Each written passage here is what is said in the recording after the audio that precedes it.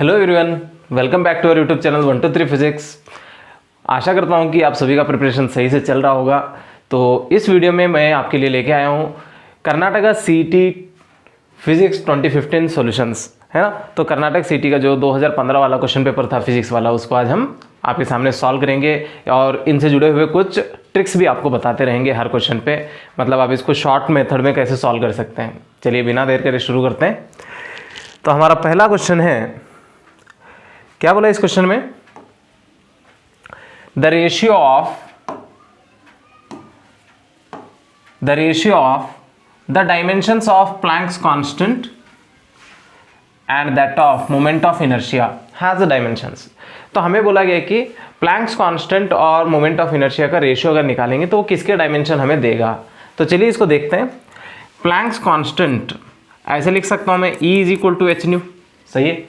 तो यहां से अगर मैं लिखूं तो मेरे को H का क्या मिलेगा, E डिवाइडेड बाई न्यू, सही है। जो एनर्जी होती है इसका डायमेंशन क्या होता है, m1 L2 T-2 बराबर। जो फ्रीक्वेंसी होता है उसका डायमेंशन क्या होता है, T-1। आई होप कि आप ये जानते हैं, है ना। तो इसको ऊपर लेके चलते हैं। तो यहां से ये हो जाएगा m1 L2 T-3। ये डायमेंशन किसका है, ये डायमेंशन H का है, प्लैंक्स कांस्टेंट। आई होप ये क्लियर हुआ होगा। चलिए सॉरी, ये वाला -1 अगर ऊपर आ जाएगा तो ये +1 हो जाएगा। तो यहां पे आएगा T-2, ये -1 ऊपर आ गया तो +1, यानी कि यहां पे भी एक -1 बचने वाला है, बराबर। नेक्स्ट, अब यहां पे क्या दिया है हमको, and that of moment of inertia. Moment of inertia का भी हमें लिखना है। तो हम क्या लिखेंगे यहाँ पे, I is equal to M R square, I is equal to M R square, सही है।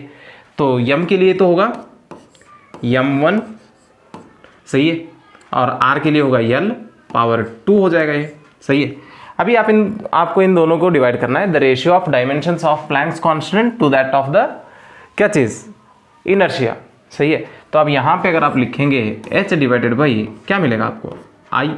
h का डायमेंशन क्या है, m1 L2 T-1 divided by, इसके लिए क्या है, m1 L2, सही है। तो इसमें t नहीं आता है, तो m1 काट दिए, L2 काट दिए, तो बच क्या रहा है, T-1। T-1 किसका था, फ्रीक्वेंसी वाला, सही है। तो यहाँ पे हमें बच रहा है T-1, दिस इज फ्रीक्वेंसी। क्या चीज़ है ये, फ्रीक्वेंसी। बताइए कौन सा ऑप्शन मैच कर रहा है अच्छे से। तो इसके लिए सही ऑप्शन मैच करेगा option number B. I hope ये क्लियर हुआ होगा आपको। चलिए आगे बढ़ते हैं। अगले क्वेश्चन में हमसे बोला गया है, the velocity time graph of two bodies A and B are. तो आपको यहाँ पे वेलोसिटी टाइम ग्राफ दे रखा है दो बॉडीज के लिए, एक बॉडी ए है, दूसरा बॉडी बी है। तो आपको पूछा है कि then the acceleration of A and B, सही है। आपको रेशियो लिखना है एक्सेलरेशन का ए और बी का। तो इसके लिए हम जानते हैं, we know that slope of VT graph gives acceleration. जब आप वीटी ग्राफ में स्लोप फाइंड करेंगे तो वो आपको क्या देगा, एक्सेलरेशन। तो यहां से स्लोप के लिए यहाँ पे एंगल्स दिए हुए हैं, तो उसीलिए हम यहाँ पे लिखेंगे tan थीटा। क्या लिखेंगे, tan थीटा, यानी कि एक्सेलरेशन। एक्सेलरेशन के लिए आपको tan थीटा लिखना होगा, लेकिन थीटा कहाँ से देखेंगे हम, x एक्सिस से, राइट। तो a के लिए अगर मैं लिखूँ acceleration of a equal to tan, देखिए a वाला ग्राफ x एक्सिस से कितने डिग्री पे है, 25 डिग्री, बराबर। नेक्स्ट, वैसे ही एक्सेलरेशन b के लिए अगर लिखेंगे तो tan, यहाँ से देखिए इधर से कितना है, 40 है, लेकिन x एक्सिस से देखना है। टोटल 90 होता है x और y के बीच में, अगर उसमें से 40 चला गया तो बचा कितना, 50 डिग्री, सही है। तो यहाँ पे लिखेंगे tan 50 डिग्री, बराबर। अभी आपको इसका रेशियो लिखना है, तो क्या लिखोगे आप, AA divided by AB is equal to tan 25 divided by tan 50, सही है। तो देखिए कौन सा ऑप्शन सही है, tan 25 टू tan 50। तो इसके लिए सही ऑप्शन क्या है, ऑप्शन बी। आई होप कि ये वाला सोल्यूशन आपको क्लियर हुआ होगा। चलिए आगे बढ़ते हैं। इस क्वेश्चन में हमसे क्या बोला है, ए particle is projected with A velocity so that it's horizontal range is twice the greatest height attend. सही है। तो यहाँ पे क्या बोला है, एक पार्टिकल को हमने थ्रो किया है तो उसकी जो रेंज होगी वो मैक्सिमम हाइट की डबल होगी। सही है। तो यहाँ पे आपको क्वेश्चन में दिया गया है कि range is twice of maximum height. सही है। रेंज के लिए फॉर्मूला क्या होता है, u square sine 2 theta divided by g, बराबर। तो यहाँ पे ये 2 एज इट इज लिखेंगे। h के लिए फॉर्मूला क्या होता है, h u square sine square theta divided by 2g। I hope ये क्लियर होगा। आपको क्या ढूंढो बोला है, हॉरिजॉन्टल रेंज बताना है। इसका क्या बताना है आपको, हॉरिजॉन्टल रेंज। तो यहाँ से देखिए आप क्या लिख सकते हैं, तो ये वाला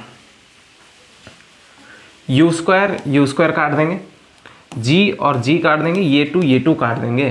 तो यहाँ से आपको मिल गया साइन 2 थीटा। क्या मिला आपको, साइन 2 थीटा। इधर किसके बराबर है ये, साइन स्क्वायर थीटा। तो साइन 2 थीटा को कैसे लिख सकते हैं हम, 2 sine theta cos theta is equal to sine square theta, बराबर है। तो यहाँ से एक साइन थीटा और ये वाला एक साइन थीटा काट देंगे। तो यहाँ पे 2 cos theta is equal to sine theta, बराबर है। देन यहाँ से अगर आप देखेंगे तो ये वाला 2 उधर भेज देंगे, ये तो 1 बोल के मान सकते हैं, राइट। रेंज के फॉर्मूले को अगर आपको क्या फाइंड करना है, हॉरिजॉन्टल रेंज, तो आप लिखेंगे R is equal to u square sine 2 theta divided by g. तो यहाँ से आप लिख सकते हैं u square 2 as it is लिखेंगे sine theta cos theta divided by g. अगर मैं इस फॉर्मूले में साइन थीटा कॉस थीटा की वैल्यू रख दूं तो मेरे को रेंज मिल जाएगा, लेकिन मेरे को साइन थीटा कॉस थीटा नहीं पता है, मेरे को क्या पता है, टैन थीटा पता है। तो मैं इसके लिए ट्राइंगल लिखूंगा, this is theta, opposite side 2, adjacent 1। तो हाइपोटेन्यूज क्या आएगा इसका, under root 2 square plus 1 square यानी कि 5। तो यहाँ से साइन थीटा की वैल्यू कितनी हो गई, अपोजिट डिवाइडेड बाई हाइपोटेन्यूज, और कॉस थीटा की वैल्यू क्या हो गई, एडजेसेंट डिवाइडेड बाई हाइपोटेन्यूज, बराबर। अब ये दोनों वैल्यूज़ को इसके अंदर रख देते हैं। तो यहाँ से आपको मिलेगा 2 U square into 2 divided by root 5 into 1 divided by root 5 divided by यहाँ से क्या आएगा, जी। आई होप ये क्लियर हुआ होगा। तो अगर आप इसको लिखते हैं तो आपको मिलेगा R is equal to 2 into 2 4 U square divided by root 5 into root 5। ये g की वैल्यू एज इट इज रख देते हैं, तो ये वाला 5g। तो this is what horizontal range. सही है। तो बताइए कौन सा ऑप्शन मैच कर रहा है इसके लिए, इसके लिए सही ऑप्शन है option number C. I hope ये सॉल्यूशन आपको क्लियर हुआ होगा। चलिए आगे बढ़ते हैं। इस क्वेश्चन में हमसे बोला गया है द काइनेटिक एनर्जी, एक मिनट, यस, ये वाले क्वेश्चन में हमसे बोला गया a stone of mass 0.05 kg, यहाँ पे आपको मास दे रखा है 0.05 kg। सही है। उसके बाद is thrown vertically upwards, what is the direction of magnitude of net force on the stone during its upward motion. जब कोई बॉडी ऊपर की तरफ हम फेंकेंगे तो उसको हमेशा फोर्स किधर लगेगा, ग्रेविटी तो उसे नीचे खींचेगा ना, तो इसका मतलब फोर्स का डायरेक्शन हमेशा किधर होगा, नीचे। तो इसमें देखिए जो अपवर्ड बोल के बोल रहा है वो वाले ऑप्शन गलत है, यानी कि ये फर्स्ट वाला ऑप्शन गलत है। सही है। तो अब यहाँ पे जब कोई बॉडी ऊपर की तरफ जा रही होगी, इसका मास यम है, तो नीचे इसको जो फोर्स लगेगा वो कितना होगा, यम जी। सही है। तो यहाँ से आप देखेंगे यम की वैल्यू कितनी है 0.05, जी की वैल्यू कितनी होती है 9.8। तो आप मल्टीप्लाई करेंगे तो आंसर आएगा 0.49 न्यूटन। किधर की तरफ, डाउनवर्ड डायरेक्शन। देखिए कौन सा ऑप्शन मैच कर रहा है इसके लिए, इसके लिए सही ऑप्शन मैच करेगा ऑप्शन बी। आई होप ये क्लियर हुआ होगा। चलिए आगे बढ़ते हैं। यस, इस क्वेश्चन में हमसे क्या बोला गया है, the kinetic energy of a body of mass 4 kg and momentum 6 Newton second. तो यहाँ पे बॉडी का मास दिया है, मोमेंटम दिया है, हमें काइनेटिक एनर्जी पूछा है। तो हम जानते हैं एक formula, kinetic energy is equal to P square divided by 2m। सही है ना। तो यहाँ पे p की वैल्यू कितनी है 6 का स्क्वायर कितना आएगा 36 डिवाइडेड बाई 2, मास कितना है 4। सही है। तो यहाँ से आप देखिए 4 और 36 काट देंगे तो कितना 9 डिवाइड बाई 2 कितना हो जाएगा 4.5 जॉल। देखिए कितना इजी था क्वेश्चन, है ना। तो इसके लिए सही ऑप्शन क्या है, ऑप्शन सी। आई होप ये सॉल्यूशन आपको क्लियर हुआ होगा। चलिए आगे बढ़ते हैं। इस क्वेश्चन में हमसे क्या बोला गया है, the ratio of angular speed of a second hand to the hour hand. सही है, तो घड़ी के अंदर जो कांटे होते हैं, जो आवर वाला हैंड होता है उसकी स्पीड और सेकेंड हैंड वाली स्पीड दोनों का रेशियो लिखना है हमें। तो देखिए ये जो आवर हैंड होता है एक चक्कर जब कंप्लीट करेगा तो टाइम कितना लग जाएगा इसको 12 आवर्स। सही है, तो इसको अगर सेकंड में लिखेंगे तो क्या आएगा 12 इंटू 1 आवर में कितने सेकंड होते हैं 3600 बराबर है। और ये जो मिनट है सेकेंड हैंड होता है इसको एक चक्कर कंप्लीट करने में कितना टाइम लग जाता है ओनली 60 सेकेंड, है ना। सेकेंड वाला जो नीडल होता है वो 60 सेकंड में एक चक्कर कंप्लीट कर लेता है। सही है, तो यहाँ पे अगर मैं ओमेगा यस यानी कि सेकेंड हैंड वाले के लिए जब ये एक चक्कर कंप्लीट होगा तो इसे बोलेंगे हम angle 2 pi. So it is 2 pi divided by second hand के लिए कितना टाइम है 60, तो डिवाइडेड बाई 60। नेक्स्ट वैसे ही इसके लिए आवर हैंड के लिए omega H which is equal to, इसमें भी एंगल कितना बनेगा 2 पाई, लेकिन टाइम कितना लग गया 12 इंटू 3600 बराबर है। अभी आपको इसका रेशियो लिखना है तो आप क्या करेंगे omega S ratio omega H बराबर, तो ओमेगा एस की वैल्यू अगर मैं रख दूं 2 पाई डिवाइडेड बाई 60 रेशियो, राइट। तो यहाँ से आपको मिलेगा ये 2 पाई divided by 12 into 3600। I hope ये क्लियर होगा। यहाँ से देखिए 2 पाई कट गया, ये वाला 60, ये वाला 60 से कट गया।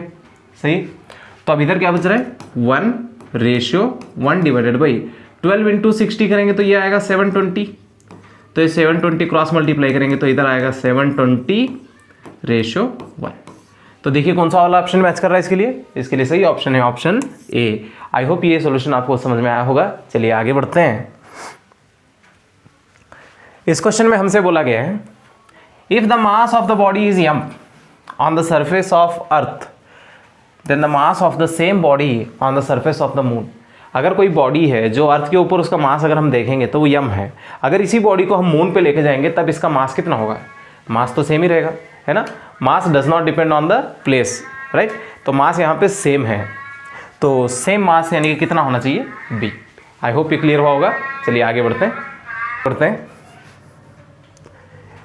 इस क्वेश्चन में हमसे कहा गया है moment of inertia of a thin uniform rod rotating about the perpendicular axis passing through the centre is 1। तो क्या बोला है, कोई रॉड है आपके पास,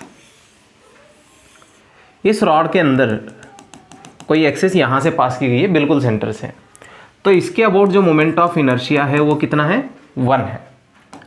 moment of inertia is 1, right. अब हमें क्या बोला है if the same rod is bent into a ring of moment of inertia about its diameter is f। सही है, सो इट इज आई डैश होना चाहिए, इज आई डैश, राइट। तो हमने इस रॉड को क्या कर दिया, घुमा के रिंग बना दिया इस तरीके से, राइट। तो हमें बोलाएगी कि अबाउट द डायमीटर जो इसका मोमेंट ऑफ इनर्शिया है वो कितना है आई डैश है, राइट, आई डैश। हमें पूछा गया कि आई बाई आई डैश कितना होगा।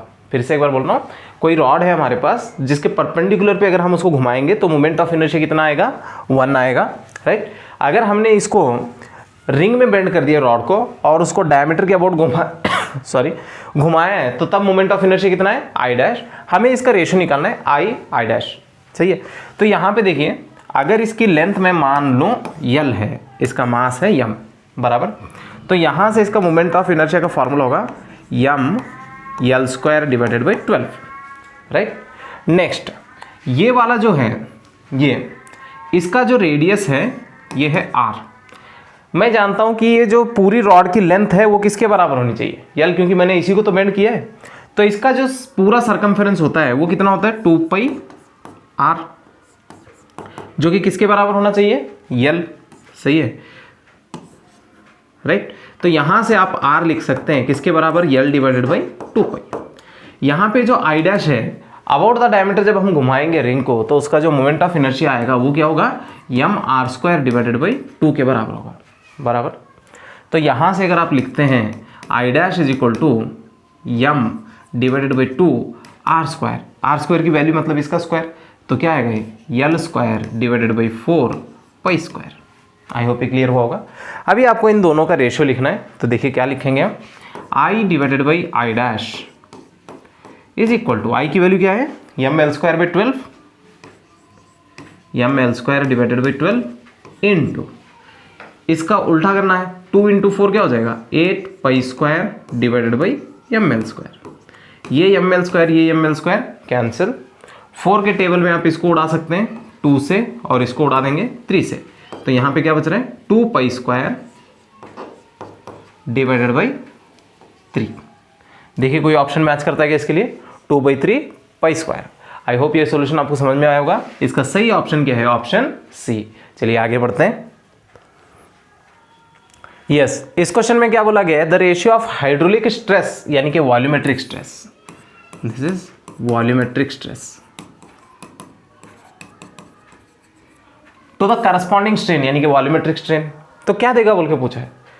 जैसे कि longitudinal stress divide by longitudinal strain करते हैं तो यंग्स मॉडुलस मिलता है, sharing stress by sharing strain करते हैं तो शेयरिंग मॉडुलस मिलता है, या फिर मॉडुलस ऑफ रिजिडिटी मिलता है। तो वैसे ही वॉल्यूम वाला जब करते हैं तो हमें बल्क मॉडुलस मिलता है। क्या मिलता है, बल्क मॉडुलस। तो यहां से अगर मैं लिखूं तो बल्क मॉडुलस का फॉर्मूला क्या होता है, bulk modulus is equal to hydraulic stress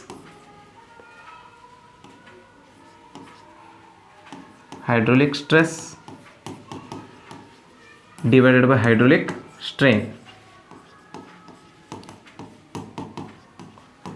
ये आपको देगा बल्क मॉडुलस। क्या देगा ये, बल्क मॉडुलस। तो देखिए कौन सा ऑप्शन मैच कर रहा है इसके लिए, इसके लिए सही ऑप्शन है ऑप्शन बी। आई होप ये क्लियर हुआ होगा। चलिए आगे बढ़ते हैं।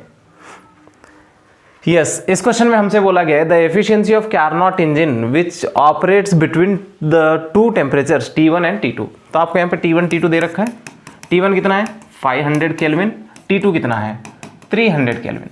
आपको इसका एफिशिएंसी फाइंड करनी है। तो एफिशिएंसी के लिए फॉर्मूला क्या होता है, eta is equal to 1 minus T2 divided by T1। सही है, तो वैल्यू पुट कर देते हैं 1 माइनस, यहाँ पे ऑलरेडी ये टेम्परेचर केल्विन में ही है तो डायरेक्ट रखिए 300 डिवाइडेड बाई 500। सही है, तो इसको इधर मल्टीप्लाई करेंगे तो 500 माइनस 300 यानी कि 200 डिवाइडेड बाई 500, राइट। तो ये दो जीरो इसके साथ निकाल देंगे तो ये आएगा 0.4। अगर इसको परसेंटेज में लिखना चाहते हो तो इंटू 100 करिए तो ये हो जाएगा 40%। यानी कि इन टेम्परेचर में अगर कार्नोट इंजन ऑपरेट करेगा तो उसका एफिशिएंसी कितना होगा 40%। आई होप ये क्लियर हुआ होगा। तो इसका सही ऑप्शन क्या है, ऑप्शन डी। चलिए आगे बढ़ते हैं अगले क्वेश्चन की ओर। यस, इस क्वेश्चन में क्या पूछा गया है, water is heated from 0 to 10 degree Celsius its volume. Water को अगर हम 0 से 10 डिग्री तक अगर हीट करेंगे तो इसके वॉल्यूम में क्या क्या चेंजेस आएंगे बोल के पूछा है। देखिए जब हम इसको 0 से 4 डिग्री में हीट करेंगे तो इसका वॉल्यूम डिक्रीज होगा। सही है, 0 to 4 डिग्री इसका वॉल्यूम क्या होता है, डिक्रीज, क्योंकि इस जगह पे इसका अनामोलस बिहेवियर होता है। सही है, कहाँ से कहाँ तक, 0 से 4 डिग्री के बीच में, राइट। तो 0 से 4 डिग्री तक इसका वॉल्यूम क्या होगा, डिक्रीज। उसके बाद 4 डिग्री से इसका वॉल्यूम क्या होगा, इंक्रीज। सही है, तो इसका अगर आपको मैं ग्राफ दिखाऊं तो ये ग्राफ कुछ ऐसा है, इस साइड वॉल्यूम और इस साइड टेम्परेचर। तो ये वाला कुछ इस तरीके से होगा, ऐसे यूं जाएगा, राइट। ये वाले कितने डिग्री सेल्सियस, 4 डिग्री सेल्सियस, ये 0 डिग्री सेल्सियस। अगर आप देखेंगे तो 0 से 4 डिग्री सेल्सियस तक ये ग्राफ गिरेगा, फिर उसके बाद ये बढ़ेगा। तो बताइए कौन सा वाला ऑप्शन होना चाहिए, first decreases and then increases. I hope ये सॉल्यूशन आपको क्लियर हुआ होगा। चलिए आगे बढ़ते हैं। यस, इस क्वेश्चन में हमसे क्या बोला गया है, 1 gram of ice is mixed with 1 gram of steam eight thermal equilibrium the temperature of the mixture is. तो हमने क्या किया, 1 ग्राम आइस में 1 ग्राम स्टीम, दोनों को मिक्स कर दिया, तो फाइनल क्या मिलेगा हमें बोल के पूछा है। सही है, तो यहां पे देखिए amount of heat required to melt ice 1 gram ice. देखिए जब आप आइस को स्टीम के साथ मिक्स करेंगे तो आइस तो मेल्ट होगी, सही है। तो उसको मेल्ट करने में जो हीट लग गई वो क्या है, M into L, latent heat, सही है। तो यम की वैल्यू यहाँ पे 1 है। लैटेंट हीट जो आइस को वाटर बनाने में लगती है वो कितनी होती है, 80 कैलोरी, राइट। तो यहाँ पे ये हो गया 80 कैलोरी हीट चाहिए, Q1। जब आइस मेल्ट हो जाएगी तो उसका टेम्परेचर होगा 0 डिग्री सेल्सियस, लेकिन जो स्टीम है उसका टेम्परेचर होता है 100 डिग्री सेल्सियस। तो ये वो जो पानी है जो आइस से मेल्ट हुआ था, तो वो वाला पानी अब अपने आप को क्या करेगा, टेम्परेचर रेज करेगा, सही है। तो अब यहाँ पे लिखेंगे amount of heat required to raise temperature of water from 0 degree Celsius to 100 degree Celsius. Q2 is equal to M C delta T बोल के फॉर्मूला होता है स्पेसिफिक हीट के लिए। यहाँ पे यम कितने ग्राम है, 1 ग्राम वाटर है। सी की वैल्यू वाटर के लिए कितनी होती है, 1। यहाँ पे देखिए 0 से 100 डिग्री सेल्सियस में चेंज कितना है, 100, यानी कि यहाँ पे जो हीट लगेगी वो कितनी होगी, 100 कैलोरी, बराबर। तो पहले आइस को 0 डिग्री पे मेल्ट कराने के लिए आपको 80 कैलोरी हीट चाहिए, फिर उसी वाटर को 100 डिग्री तक गर्म करने के लिए आपको क्या चाहिए, 100 कैलोरी हीट चाहिए। तो यानी कि टोटल आइस को मेल्ट करा के ऊपर लेके जाने के लिए आपको 180 कैलोरी हीट चाहिए, बराबर। नेक्स्ट, अगर पूरा आइस वाटर में कन्वर्ट हो जाए तो कितनी हीट रिलीज करेगा, heat released by converting steam to water, सही है, 1 ग्राम स्टीम टू वाटर। तो यहाँ पे Q is equal to formula लिखा जाएगा m l V which is equal to 1 into steam को वाटर में वापस लाएंगे तो 540 कैलोरी हीट रिलीज होगी। सो 540 कैलोरी, सही है, कहाँ पे, एट 100 डिग्री सेल्सियस। देखिए अगर मैं पूरे स्टीम को ठंडा कर दूं तो वो वाला वाटर बन जाएगा कितने डिग्री सेल्सियस पे, 100 डिग्री सेल्सियस पे। कितनी हीट रिलीज करेगा, 540 कैलोरी। लेकिन मेरे को नीड कितनी थी, 80 + 100 यानी कि 180 कैलोरी। तो इसका मतलब पूरी स्टीम को कन्वर्ट करने की जरूरत है कि उसका कुछ फ्रैक्शन। तो जो ऑब्वियसली बात है, अगर पूरा 1 ग्राम स्टीम को कन्वर्ट करूंगा तो 540 मिल रहा है, लेकिन मेरे को जरूरत सिर्फ 180 का है, यानी कि पूरा स्टीम को कंडेंस कराने की जरूरत नहीं है। यानी कि अभी कुछ स्टीम बचा रहेगा और बाकी का वाटर रहेगा, यानी कि मिक्सचर रहेगा, और सभी का टेम्परेचर कितना रहेगा, 100 डिग्री सेल्सियस। तो देखिए इसमें सही ऑप्शन क्या है, 100 डिग्री सेल्सियस। आई होप ये क्लियर हुआ होगा, राइट। चलिए आगे बढ़ते हैं। इस क्वेश्चन में हमसे पूछा गया है ratio of kinetic energy to the potential energy of a particle executing SHM at a distance equal to half of its amplitude. यानी कि यहाँ पे x दे रखा है, कितना है, a/2, राइट। तो आपको यहाँ पे लिखना है kinetic energy divided by potential energy. तो मैं आपको बता दूँ काइनेटिक एनर्जी के लिए फॉर्मूला क्या होगा। काइनेटिक एनर्जी के लिए अगर हम लिखेंगे 1/2 यम omega square into a square minus x square, बराबर। So this is kinetic energy. Potential energy के लिए अगर मैं फॉर्मूला लिखूं तो ये होगा 1/2 यम ओमेगा स्क्वायर x स्क्वायर। अब ये दोनों वैल्यू इसमें पुट कर देते हैं, सिंप्लीफाई करेंगे। So it is half M omega square a square minus a/2 whole square, सही है, x की वैल्यू, ये वैल्यू पुट किया, divided by 1/2 Yama omega square a/2 whole square, सही है। तो ये और ये काट दिए, तो यहाँ से ऊपर क्या बच रहा है, a square minus a square divided by 4 divided by a square divided by 4, सही है। तो ये 4 - 1 करेंगे तो ऊपर आएगा 3a square divided by 4 divided by a square by 4। तो ये देखिए a स्क्वायर बाई 4 कैंसिल, तो आंसर क्या आ रहा है, 3। सो इसका सही ऑप्शन क्या होना चाहिए, 3:1। आई होप ये क्लियर हुआ होगा आपको। चलिए आगे बढ़ते हैं। अगले क्वेश्चन में हमसे कहा गया है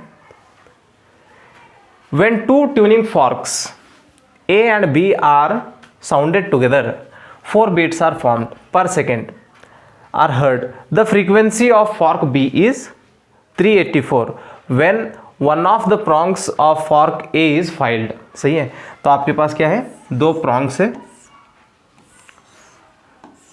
ये वाला A और ये वाला B, बराबर। तो इसकी जो फ्रीक्वेंसी है FB वो कितनी है, 384 हर्ट्ज, बराबर। नेक्स्ट, इसकी फ्रीक्वेंसी नहीं पता है तो एफ ए बोलेंगे। जब इन दोनों को हमने साउंड किया तो उस टाइम जो बीट फ्रीक्वेंसी आ रही है एफ बी वो कितनी है, 4 बीट्स पर सेकेंड, यानी कि 4 है ना। तो एफ बी जो होता है वो F A minus F B के बराबर होता है, कैपिटल बी। ये बीट फ्रीक्वेंसी है, frequency of tuning fork B है, ये वाला ए है, राइट। इक्वल टू किसके बराबर, 4, राइट।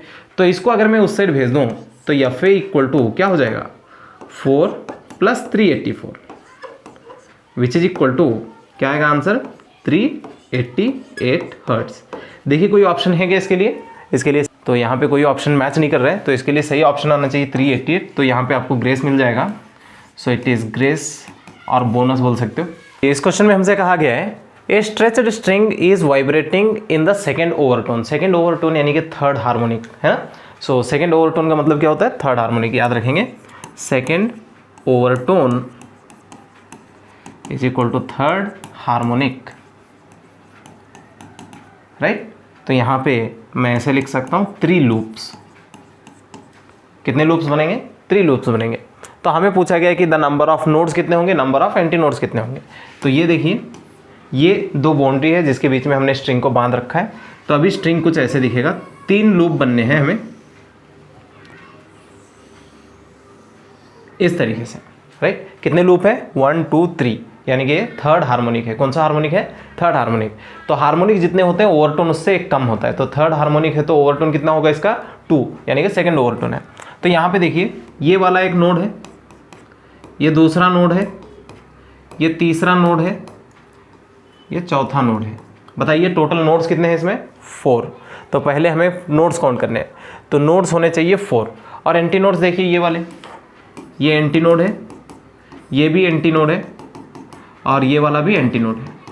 तो बताइए कितने एंटी नोड है इसमें, 3। तो यानी कि इसके अंदर 4 नोड्स और 3 एंटी नोड्स होंगे। तो इसका सही आंसर क्या है, ऑप्शन ए।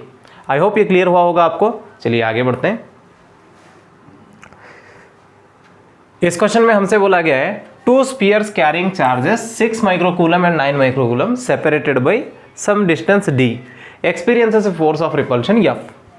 तो आपके पास 2 स्पीयर हैं, एक के ऊपर चार्ज कितना है, 6 माइक्रोकूलम, दूसरे पे कितना है, 9 माइक्रोकूलम। दोनों के बीच का डिस्टेंस d है, तो इनके बीच में आने वाला फोर्स कितना होगा, F होगा। पॉजिटिव पॉजिटिव रिपल करेंगे ना, राइट। हमने क्या किया, when a charge of -3 microcoulomb is added on both the spheres. तो पहले मैं अगर F के लिए फार्मूला लिख दूं तो यहाँ पे होगा K Q1 Q2 divided by d²। Next हमने क्या कर दिया, इसको भी -3 माइक्रोकूलम ऐड किया और इसको भी -3 माइक्रोकूलम ऐड किया। तो अब ये कितना हो जाएगा, -3 + 6 + 3 माइक्रोकूलम, -3 सही है, +9, तो ये कितना होगा, 6 माइक्रोकूलम। डिस्टेंस अभी भी कितना है, d। तो अब जो इनके बीच में फोर्स आएगा वो F' होगा। तो F' के लिए हम लिखेंगे K, यहाँ पे अगर मैं लिखता तो K 6 × 9 डिवाइडेड बाई d² बोल के लिख देता इसको, सही है। तो यहाँ से अगर मैं लिखूँ तो 3 × 6 डिवाइडेड बाई d², बराबर। अगर मैं इसको 3 से मल्टीप्लाई कर दूँ तो आप ऐसे देख सकते हो इसको, 1/3 K 6 × 9 divided by d²। 6 as it is है, अगर मैं इसको 3 से मल्टीप्लाई करूँगा तो 9 बन जाएगा। तो ये जो चीज़ है ये तो F है, बराबर। तो यहाँ से F' की वैल्यू आपको क्या मिल रही है, F डिवाइडेड बाई 3। तो देखिए कौन सा ऑप्शन मैच कर रहा है आपके लिए, सही ऑप्शन है इसके लिए ऑप्शन C। आई होप ये सॉल्यूशन आपको क्लियर हुआ होगा। चलिए आगे बढ़ते हैं। इस क्वेश्चन में हमसे क्या कहा गया है, pick out the statement which is incorrect. तो यहाँ पे 4 स्टेटमेंट में से हमें गलत वाला स्टेटमेंट बोलना है। तो देखिए पहला वाला बोल रहा है tangent round to the line of force represent the direction of electric field. तो हम जानते हैं कि अगर कोई इलेक्ट्रिक फील्ड ऐसे है तो इस जगह पे अगर मैं टेंजेंट ड्रॉ करता हूँ तो ये किसका डायरेक्शन देगा, इलेक्ट्रिक फील्ड, यानी कि ये वाला सही है, हमें सही वाला नहीं ढूंढना है, गलत वाला ढूंढना है, तो फर्स्ट वाला तो नहीं होगा। The electric field lines form A close loop, जैसे कि हम जानते हैं इलेक्ट्रिक फील्ड पॉजिटिव चार्ज से शुरू होती है, नेगेटिव पे खत्म होती है। क्लोज लूप के लिए क्या होता है, जहाँ से शुरू होता है वहाँ पे खत्म होना चाहिए, तो इसका मतलब electric field line close loop नहीं बनाता है। तो इसमें रॉन्ग कौन सा स्टेटमेंट है, ऑप्शन 2, तो हमें टिक किस पे लगाना चाहिए, ऑप्शन 2 पे। आई होप ये क्लियर हुआ होगा। चलिए आगे बढ़ते हैं। इस क्वेश्चन में हमसे कहा गया है the angle between the dipole moment and the electric field at any point on the equatorial axis is, सही है। तो यहाँ पे देखिए ये कोई डाइपोल है, ये प्लस ये माइनस, तो ये इसका इक्वेटोरियल प्लेन है, राइट। तो इस जगह पे इस पॉजिटिव की वजह से इलेक्ट्रिक फील्ड ऐसे होगी और नेगेटिव की वजह से इलेक्ट्रिक फील्ड ऐसे होगी, तो रिजल्टेंट इलेक्ट्रिक फील्ड कुछ ऐसे होगी, राइट। और जो डाइपोल मोमेंट होता है वो नेगेटिव चार्ज से पॉजिटिव चार्ज की तरफ होता है, इसका मतलब डाइपोल मोमेंट ऐसा होगा इसका। देखिए इलेक्ट्रिक फील्ड आगे की तरफ है, डाइपोल मोमेंट पीछे की तरफ है, तो एंगल कितने डिग्री है दोनों के बीच में, 180 डिग्री। तो इसके लिए सही ऑप्शन क्या होता है, ऑप्शन सी। आई होप ये क्लियर हुआ होगा। चलिए आगे बढ़ते हैं। यस, इस क्वेश्चन में हमसे क्या कहा गया है, 3 point charges 3 nanocoulomb, 6 nanocoulomb, 9 nanocoulomb are placed at the corners of an equilateral triangle of side 0.1 metre, right. The potential energy of the system is, तो आपके पास 3 चार्जेस हैं, यहाँ पे 3 नैनोकूलम, 6 नैनोकूलम और ये कितना है 9 नैनोकूलम। आपको पूरे सिस्टम का एनर्जी लिखना है, तो इसका साइड कितना है 0.1 मीटर, 0.1 मीटर, ये वाला भी 0.1 मीटर, राइट। तो पहला एनर्जी इनके बीच में होगा तो इसको हम U1 बोलेंगे, दूसरा एनर्जी इनके बीच में होगा इसे हम U2 बोलेंगे, तीसरा एनर्जी इनके बीच में होगा तो इसे हम बोलेंगे U3। टोटल एनर्जी चाहिए तो इन सबका सम कर लेंगे, सही है। तो U is equal to U1 plus U2 plus U3 बराबर। तो मैं इनको नाम दे रहा हूँ 1 2 ये वाला 3, सही है। तो फर्स्ट वाला एनर्जी 1 और 2 के बीच में, तो यहाँ पे लिख देंगे K Q1 Q2 divided by R बराबर। नेक्स्ट सेकेंड एनर्जी किसके बीच में है, ये वाला सेकेंड के लिए है K Q2 Q3, सही है। U2 वाला ये है 1 और 3 के बीच में, तो यहाँ पे लिखेंगे K Q1 Q3 divided by R बराबर। Next plus K Q2 Q3 divided by R। I hope ये क्लियर हुआ होगा। तो यहाँ से K बाई R क्योंकि सबके लिए R सेम है, सबके लिए K की वैल्यू कॉन्स्टेंट ही है, तो इनको बाहर रखते हैं K divided by R। Q1 की वैल्यू कितनी है 3 10⁻⁹ इंटू Q2 कितना है 6 10⁻⁹ प्लस 3 10⁻⁹ इंटू 9 10⁻⁹ प्लस 6 10⁻⁹ इंटू 9 10⁻⁹ बराबर। तो यहाँ से अगर मैं K की वैल्यू पुट कर दूँ तो ये होगा 9 इंटू 10⁻9 डिवाइडेड बाई 0.1। 10⁻⁹ 10⁻⁹ माइनस 18 होता है, उसको बाहर निकालिए तो रूट के ब्रैकेट के बाहर लाएंगे तो 10⁻⁻18। 3 इंटू 6 कितना 18 बराबर। नेक्स्ट 3 इंटू 9 27 प्लस 6 इंटू 9 54, सही बोल रहा हूँ। तो यहाँ से ये वाला 9 इसमें से निकाल देंगे तो अभी -9 बच रहा है, तो ये वाला 9 डिवाइड बाई 0.1 करेंगे तो ये होगा 90 इंटू, अब ज़रा देखना ये कितना होगा 18 प्लस 54 72 72 प्लस 27 79 99 कितना हो जाएगा 99। सो इट इज़ 99 इंटू 10 का पावर कितना -9 बराबर। तो आप अगर इसको मल्टीप्लाई कर लेंगे तो आपको आंसर आएगा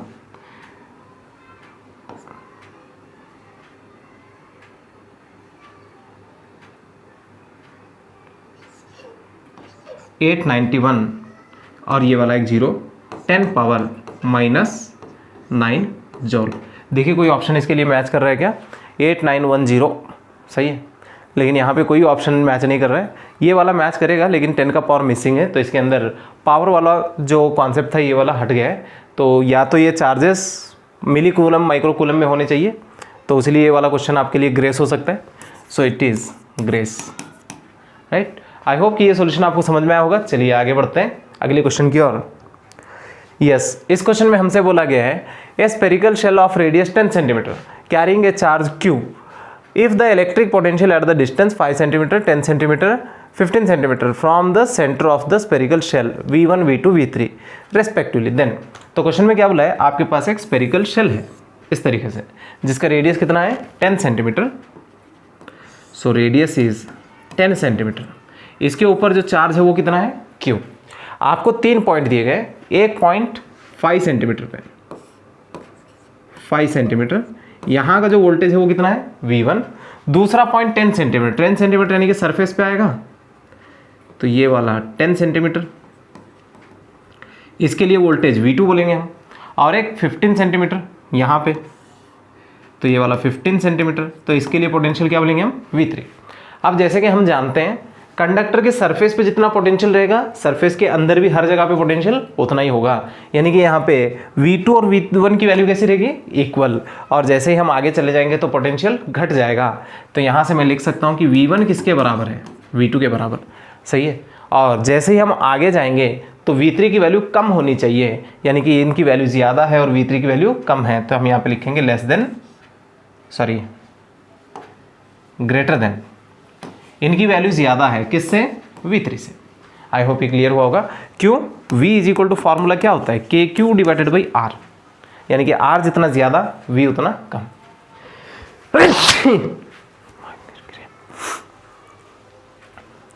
आई होप कि ये वाला सॉल्यूशन आपको समझ में आया होगा। तो इसका सही ऑप्शन क्या होना चाहिए, ऑप्शन C।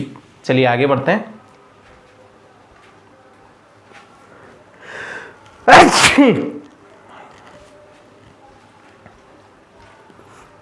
इस क्वेश्चन में हमसे कहा गया है a parallel plate capacitor is charged and then is isolated, the effect of increasing the plate separation on charge potential capacitance respectively.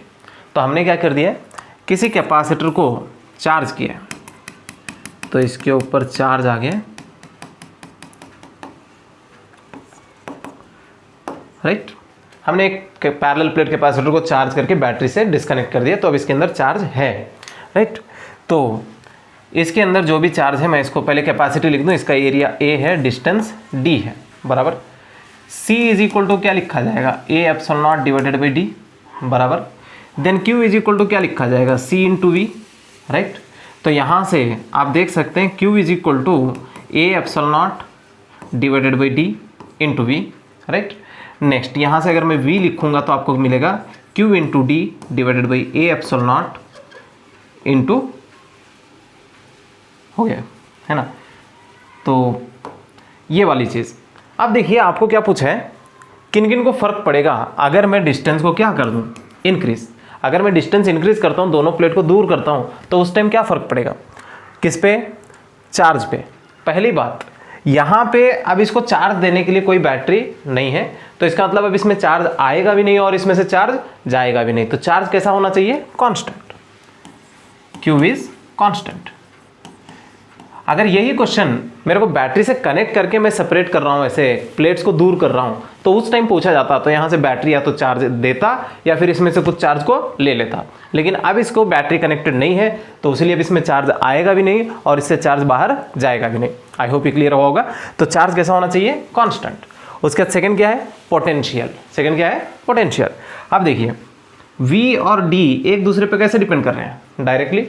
तो इसका मतलब जैसे जैसे आप डिस्टेंस बढ़ाते जाएंगे पोटेंशियल डिफरेंस भी धीरे धीरे क्या होता जाएगा, बढ़ता जाएगा। तो यहाँ से मैं लिख दूँ पोटेंशियल इंक्रीजेस, बराबर। नेक्स्ट क्या पूछा है, कैपेसिटेंस। कैपेसिटेंस को क्या होगा, देखिए C जो D के ऊपर देखते हैं तो कैसा डिपेंडेंसी है, इनवर्सली। तो इसका मतलब जैसे जैसे डिस्टेंस बढ़ेगा C की वैल्यू क्या होती जाएगी, कम होती जाएगी। तो यहाँ से C is decreasing.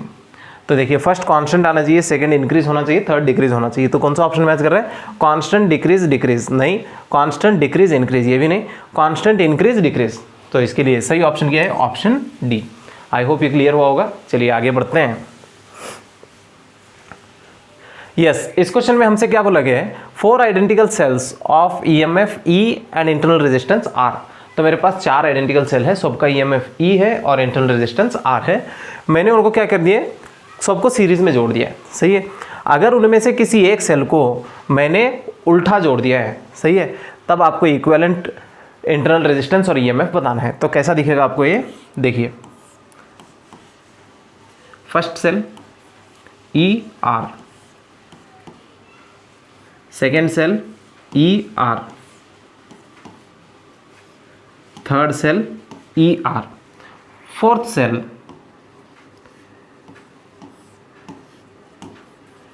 E R, मैंने ऐसे जोड़ दिया, राइट। अब देखिए ये 3 सेल करंट इधर भेजना चाहते हैं, ये वाला उधर भेजना चाहता है, तो ये दोनों अपोजिट हो गए, तो उसमें क्या करना चाहिए, इन सबके इक्विवेलेंट में से इसको माइनस करना चाहिए, सही है। तो यहाँ से अगर मैं लिखूँ E S equal to E1 plus E2 plus E3 plus E4 होना चाहिए, लेकिन E4 की वैल्यू माइनस में होगी, सही है। E plus E minus E, अगर ये वाला भी डायरेक्शन ऐसे में ही होता तो तब मैं प्लस लिखता, तो ये और ये काट दिए, तो इक्विवेलेंट ईएमएफ कितना आ रहा है 2E। तो देखिए 2E वाले कितने ऑप्शन है, ये वाला और वो वाला, राइट। तब जो रेजिस्टेंस होता है इसका डायरेक्शन से कोई लेना देना नहीं होता है, मतलब आप सीधा जोड़ेंगे तब भी ये उतना ही आएगा और उल्टा जोड़ने पे भी उतना ही आएगा। तो RS के लिए अगर मैं लिखूँ तो ये होगा R1 plus R2 plus R3 plus R4, सबको अगर जोड़ दोगे तो आंसर आएगा 4R। कितना आएगा 4R। सेल को रिवर्स करने से रेजिस्टेंस को कुछ फर्क पड़ने वाला नहीं है, तो इसके लिए सही ऑप्शन क्या होगा, ऑप्शन सी। आई होप ये क्लियर हुआ होगा आपको। चलिए आगे बढ़ते हैं। इस क्वेश्चन में हमसे बोला गया है 3 रजिस्टर से 2 ओम 3 ओम और 4 ओम, इनको हमने पैरेलल में जोड़ रखा है। तो कैसे जोड़ना है इनको, पैरेलल 2 ओम 3 ओम, ये वाला 4 ओम, राइट। और पैरेलल में जोड़ रखा है हमने, इनको कुछ पोटेंशियल डिफरेंस दे रखा है, मान लेते हैं V वोल्ट है। कितने वोल्ट है, V वोल्ट। अब आपको बोला गया कि the ratio of current passing through them, तो इनके अंदर से जाने वाले करंट का रेशियो बोलना है। तो चलिए मैं यहाँ से लिख दूँ I1, वोल्टेज कितना है इसके लिए, पैरेलल में सबका वोल्टेज सेम होता है, तो यहाँ से V डिवाइडेड बाई 2। इसके लिए अगर मैं लिखूँ तो ये होगा V डिवाइडेड बाई 3। इसके लिए अगर मैं लिखूँ तो ये होगा V डिवाइडेड बाई 4। इन सबका अगर मैं रेशियो लिखूँगा तो क्या आएगा, I1 ratio I2 ratio I3 which is equal to V/2 ratio V/4, sorry V/3 ratio V/4। V और V काट देंगे तो यहाँ पे बचेगा 1/2 रेशो 1/3 रेशो 1/4। तो मैं LCM 12 ले सकता हूँ, तो 12 से मल्टीप्लाई करेंगे तो ये होगा 6 रेशो 4 रेशो 3 बराबर। तो बताइए कौन सा ऑप्शन मैच कर रहा है इसके लिए, इसके लिए सही ऑप्शन है ऑप्शन बी। आई होप ये आपको क्लियर हुआ होगा। चलिए आगे बढ़ते हैं। यस, इस क्वेश्चन में हमसे क्या बोला गया है, 2 sales of EMF E1 and E2। तो हमारे पास 2 सेल है, E1 और E2 इनका EMF है, R1 R2 इंटरनल रेजिस्टेंस है। बोला गया कि E1 की वैल्यू बड़ी है E2 से, यानी कि करंट E1 के अकॉर्डिंग ही चलेगा क्योंकि इसका वोल्टेज हाई है, राइट। उसके बाद बोला गया कि what will be the external resistance, sorry then the terminal potential difference is. तो आपको इसका V बोलना है ना। तो V यहाँ पे बोलो या फिर इनका बोल दो चलेगा, तो मैं यहाँ पे बोलने वाला हूँ, राइट। तो पहले ये दोनों का डायरेक्शन कैसे है, अपोजिट। ये सीरीज है कि पैरेलल सीरीज है, तो यहाँ पे मैं लिख दूँ ES की वैल्यू क्या लिखनी चाहिए, E1 minus E2, E1 minus E2। और RS की वैल्यू क्या लिखो, R1 प्लस R2, सही है। तो आप बताइए करंट के लिए फॉर्मूला क्या लिखा जा सकता है, ES divided by R plus RS, सही है। तो अब यहाँ से I is equal to E1 minus E2 divided by R plus R1 plus R2 बराबर। टर्मिनल पोटेंशियल डिफरेंस के लिए फॉर्मूला होगा V इक्वल टू IR। तो यहाँ से आप लिख देंगे E1 minus E2 divided by R plus R1 plus R2 into R। This is terminal potential difference. देखिए कौन सा ऑप्शन मैच कर रहा है इसके लिए, इसके लिए सही ऑप्शन मैच कर रहा है ऑप्शन डी। आई होप कि ये क्लियर हुआ होगा आपको। चलिए आगे बढ़ते हैं।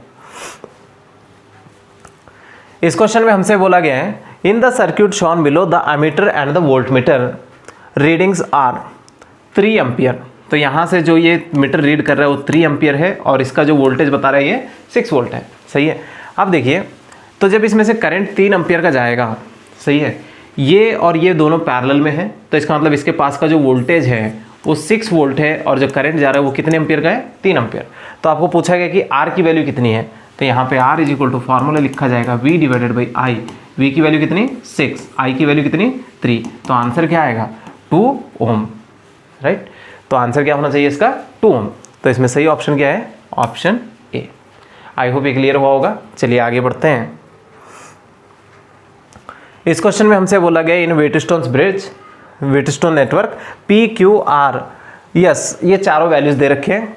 The resistance with which S is shunted, shunted यानी कि पैरेलल में जोड़ना होता है, in order that the bridge में बी बैलेंस्ड। तो मैं ये चारों का नेटवर्क अगर व्हीटस्टोन ब्रिज में बना दूं, उसके बाद मैं यस के साथ कितना रेजिस्टेंस पैरेलल में जोड़ूं ताकि पूरा ब्रिज क्या हो जाए, बैलेंस हो जाए। तो चलिए मैं देखते हैं।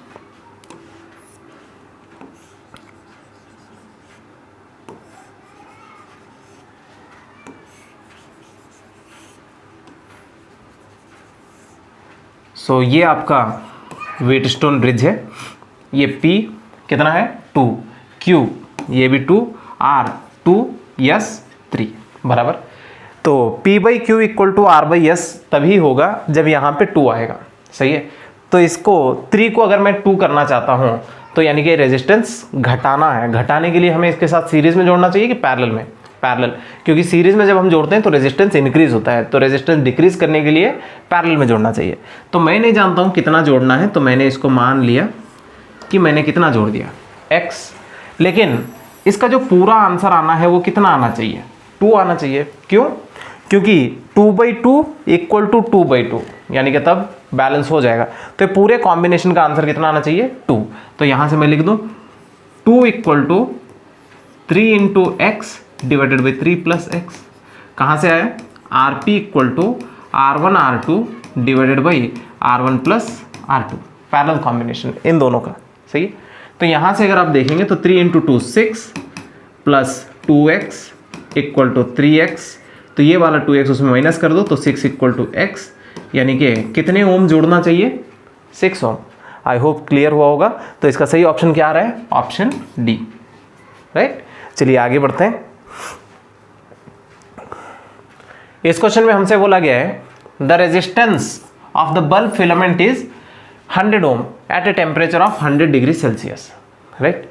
तो यहाँ पे आपको बोला गया है R0 की वैल्यू 100 डिग्री सेल्सियस है जब टेम्परेचर T0 की value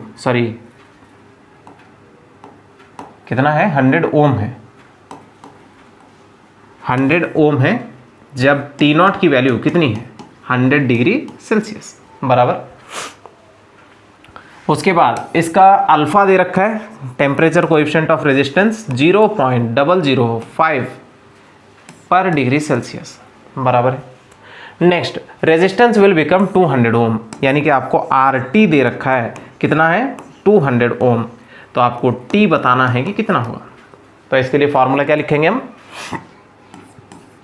RT is equal to R0 bracket 1 plus alpha T minus T0, सही है।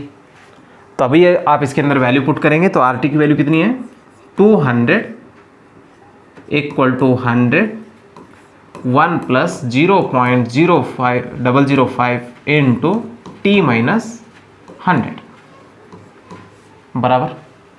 तो यहाँ से 2 0 इसके साथ निकाल देंगे तो ये वाला 2, ये वाले 1 को इधर लेके आएंगे तो ये -1 इक्वल टू 0.005।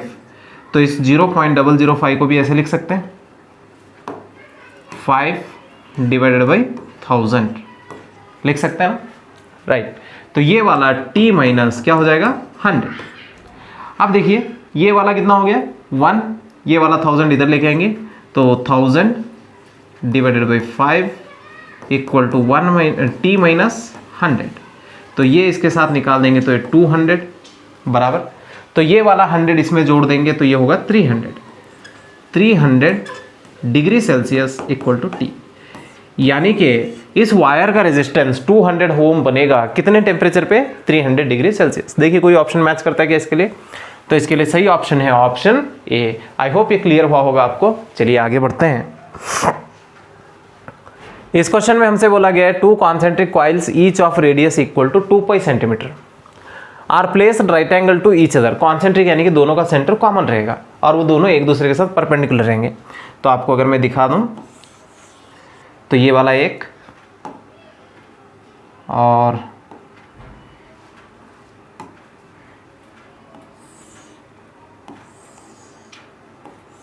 ये वाला एक,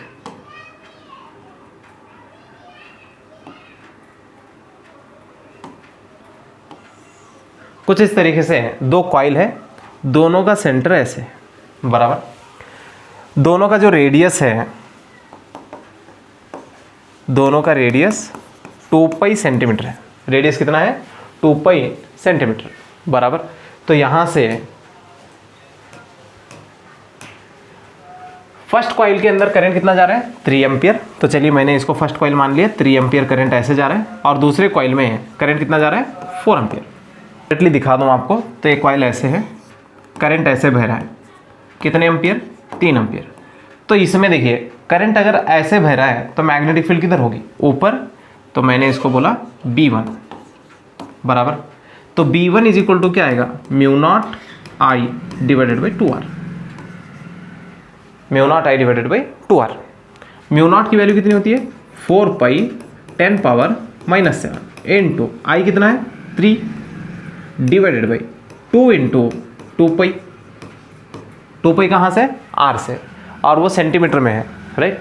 तो सेंटीमीटर के लिए यहाँ पे 10 पावर -2, सही है। तो ये वाला 2 इंटू 2 पाई और 4 पाई कैंसल, राइट। तो ये वाला -2 इसमें से निकालेंगे तो -5। तो इधर क्या बच रहा है आंसर? 3 into 10 power -5 Tesla. ये एक कॉइल का मैग्नेटिक फील्ड है। अगर दूसरे कॉइल के लिए देखा जाए तो करंट ऐसे बह रहा है, कितने एम्पियर? 4 एम्पियर। तो ये वाला रेडियस R है। करंट अगर ऐसे बह रहा है, सही है, तो मैग्नेटिक फील्ड इधर होगी। तो इसकी मैग्नेटिक फील्ड को हमने बोला B2, राइट। तो B2 के लिए अगर मैं लिखूं तो फिर से फॉर्मूला क्या बनेगा? Mu not I divided by 2R। So 4 pi 10 power -7 into 4 divided by 2 into 2 pi 10 power -2, बराबर। तो ये 4 पाई काट देंगे तो यहाँ से आंसर आएगा 4 इंटू 10 पावर -5 टेस्ला, बराबर। अब देखिए ये दोनों को अगर आप मिला के लिखेंगे तो डायग्राम कुछ ऐसा दिखेगा, इधर B1 और इधर B2। इसकी वैल्यू 3 10 पावर -5, इसकी वैल्यू 4 10 पावर -5, बराबर। तो आप अगर इसका रिजल्टेंट निकालेंगे तो रिजल्टेंट कुछ ऐसे आएगा। 3 और 4 का रिजल्टेंट कितना आएगा? 5 इंटू 10 पावर -5 टेस्ला। तो देखिए कौन सा ऑप्शन मैच कर रहा है इसमें? तो इसके लिए सही ऑप्शन मैच कर रहा है ऑप्शन सी। आई होप कि ये सॉल्यूशन आपको समझ में आया होगा। चलिए आगे बढ़ते हैं।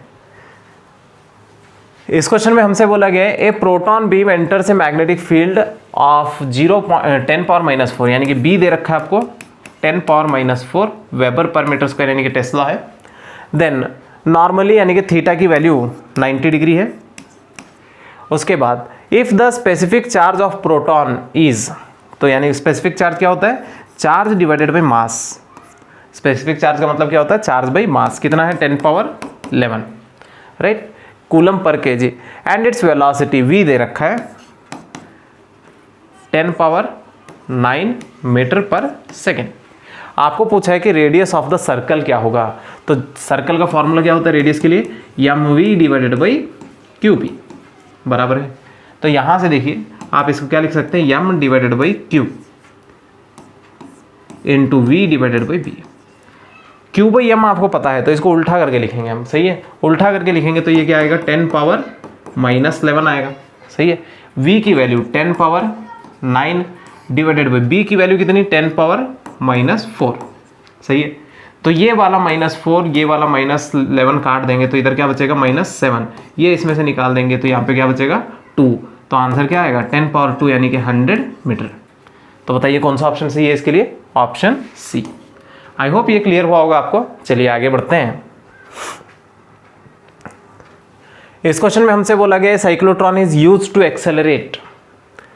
किनको एक्सेलरेट करने के लिए यूज करते हैं? तो जनरली पहले आपको डेफिनेशन बता दूं मैं आपको। साइक्लोट्रॉन जो होता है वो चार्ज्ड पार्टिकल को एक्सेलरेट करेगा, पॉजिटिव चार्ज हो या नेगेटिव चार्ज, यानी कि दोनों चार्जेस को एक्सेलरेट कर सकते हैं। तो इसके लिए सही ऑप्शन क्या होना चाहिए? Both positive and negatively charge particle. तो इसका सही ऑप्शन है ऑप्शन डी। चलिए आगे बढ़ते हैं। इस क्वेश्चन में हमसे बोला गया गैल्वेनोमीटर ऑफ रेजिस्टेंस 50 ओम, यानी कि कैपिटल जी दे रखा है 50 ओम बराबर। उसके बाद बोला है कि फुल स्केल डिफ्लेक्शन करंट यानी कि IG दे रखा है आपको, कितना है 5 × 10⁻⁻4 होना चाहिए, 5 × 10⁻⁻4 ampere. The resistance that should be connected in series, तो आपको कैपिटल R बताना है ताकि ये कितने वोल्ट रीड करे 3 वोल्ट, यानी कि आपको इसे वोल्ट मीटर बनाना है। क्या बनाना है? Volt meter. तो R की वैल्यू बोलनी है, तो फॉर्मूला क्या होता है R के लिए? R = V / IG minus capital G। सही है, तो V की वैल्यू कितनी है 3 / 5 × 10⁻⁻4 -50। सही है ना, तो ये -4 ऊपर ले लेंगे तो ये +4 हो जाएगा, तो ऊपर अगर शिफ्ट करेंगे तो ये होगा 30,000 / 5 - 50, ये वाला बराबर। तो ये वाला इसके साथ काट देंगे तो ये होगा 6,000 - 50 करेंगे तो कितना आएगा 5,950। इतना रेजिस्टेंस हम सीरीज में जोड़ना पड़ेगा, तब जाके ये वोल्ट मीटर बनेगा। कितने वोल्ट का? 3 वोल्ट का। तो देखिए इसमें सही ऑप्शन क्या है 5950, यानी कि ऑप्शन डी। आई होप ये क्लियर हुआ होगा आपको। चलिए आगे बढ़ते हैं। इस क्वेश्चन में हमसे बोला गया 2 parallel wires 1 metre apart carry a current of 1 ampere 3 ampere respectively in opposite direction, the force per unit length. तो यहाँ पे 2 वायर्स है, एक में 1 एम्पियर करंट जा रहा है, दूसरे में 3 एम्पियर करंट, दोनों करंट अपोजिट डायरेक्शन में और कितनी दूरी पे 1 मीटर। आपको फोर्स पर यूनिट लेंथ बोलनी है। तो जब करंट दोनों में सेम डायरेक्शन में जाता है तो वो अट्रैक्ट करते हैं, जब अपोजिट डायरेक्शन में जाता है तो वो रिपल करते हैं। सही है, तो यहाँ पे जो फोर्स आएगा वो रिपल्सिव आएगा, तो जितने अट्रैक्टिव वाले ऑप्शन है वो दोनों कट है ना। तो यहाँ से एफ के लिए फॉर्मूला क्या लिखेंगे μ0 / 2π I1 I2 / d। This is the formula. तो अब यहाँ पे μ0 / 2π की वैल्यू अगर देखेंगे तो ये होगा 4π 10⁻⁻7 / 2π इंटू I1 कितना है 1, I2 कितना है 3 / 1। सही है, तो यहाँ से देखिए 2π और 4π काट देंगे तो ये 2, तो ये वाला 2 × 3 कितना हो जाएगा 6 × 10⁻⁻7 न्यूटन पर मीटर। राइट, तो ये अट्रैक्टिव है कि रिपल्सिव है? अपोजिट डायरेक्शन में तो रिपल करेंगे, तो इसका मतलब ये रिपल्सिव होना चाहिए, रिपल। अगर ये सेम डायरेक्शन में जाते तब अट्रैक्टिव होते, तो तब आंसर आता 6 × 10⁻⁻7 अट्रैक्टिव, ये वाला आता, लेकिन अब ये नहीं आएगा। तो इसके लिए सही ऑप्शन क्या आएगा ऑप्शन ए। आई होप ये क्लियर होगा। चलिए आगे बढ़ते हैं। इस क्वेश्चन में हमसे बोला गया if there is no torsion in the suspension thread then the time period of magnet executing SHM। तो जब आप मैग्नेटिक कंपास लेते हैं तो उसके अंदर जो नीडल होता है वो एक जगह पे रुका नहीं होता है, वो ऐसे ऐसे ऑसिलेट कर रहा होता है। सही है, तो उसका जो टाइम पीरियड होता है वो स्टैंडर्ड फार्मूला है। क्या होता है टाइम पीरियड के लिए 2π √I / mb। तो this is the time period for a magnetic needle. तो बताइए इसके लिए कौन सा ऑप्शन मैच कर रहा है? Option C. आई होप ये क्लियर होगा। चलिए आगे बढ़ते हैं। में हमसे कहा गया है core of the electromagnets are made of ferromagnetic material which has. तो जो इलेक्ट्रोमैग्नेट्स होता है इनका पर्पस क्या होता है? जब कॉइल में करंट पास कराएंगे तभी मैग्नेटिक नेचर में आने चाहिए, जब इसका करंट ऑफ कर देंगे तो इसका मैग्नेटिक बिहेवियर जाना चाहिए। सही है, तो अब देखिए मैग्नेट को अगर स्ट्रांग बनाना चाहते हैं तो उसकी परमिएबिलिटी वेरी हाई होनी चाहिए। सही है, तो जब हम करंट बंद करेंगे तो ये मैग्नेट पूरी तरीके से अपनी पावर खोना चाहिए। तो इसका मतलब इसके अंदर कुछ भी मैग्नेटिक पावर रिमेनिंग नहीं रहनी चाहिए, यानी कि इसकी रिटेंटिविटी कैसी चाहिए? लो चाहिए, और परमिएबिलिटी कैसी चाहिए? हाई चाहिए। तो इलेक्ट्रोमैग्नेट के अंदर जो कोर हम भरेंगे तो उसका क्या होना चाहिए? परमिएबिलिटी वेरी हाई और रिटेंटिविटी वेरी लो। तो देखिए कौन सा ऑप्शन मैच कर रहा है? High permeability low retentivity. So सही ऑप्शन ये है। So high permeability and low retentivity. I hope ये क्लियर हुआ होगा। अगर परमानेंट मैग्नेट होता तो परमानेंट मैग्नेट बनाने के लिए जो मटेरियल हम यूज़ करेंगे उसके अंदर परमिएबिलिटी भी हाई होनी चाहिए और रिटेंटिविटी भी हाई होनी चाहिए। कौन से मैग्नेट के लिए? Permanent magnet. आई होप ये क्लियर हुआ होगा। चलिए आगे बढ़ते हैं।